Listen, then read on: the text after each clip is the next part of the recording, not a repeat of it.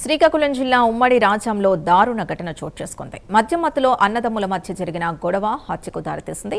స్థల వివాదం నేపథ్యంలో అన్న అప్పుడు తమ్ముడు కృష్ణపై తాటి చెక్కతో దాడి చేయడంతో అక్కడికక్కడే మృతి చెందాడు. ఘటన అనంతరం అన్న అప్పుడు పరారయ్యాడు. బాధితుడి భార్య ఫిర్యాదుతో పోలీసులు కేసు నమోదు చేసి దర్యాప్తు చేపట్టారు. గొడే రాములమ్మ, మా ఆయన గొడే కృష్ణ, నాకు 3 పిల్లలు.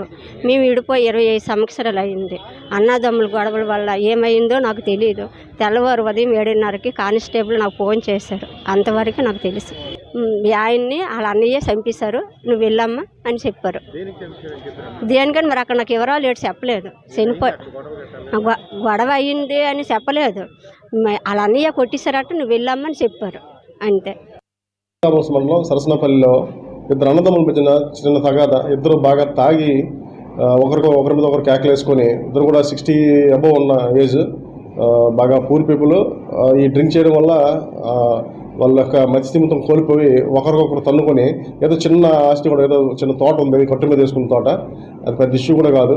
అయితే అప్పుడే ఉన్న సడన్ ప్రొవొకేషన్లో ఒక తాటి దొంగ తీసుకొని అతని ముఖం మీద కొట్టడం జరిగింది.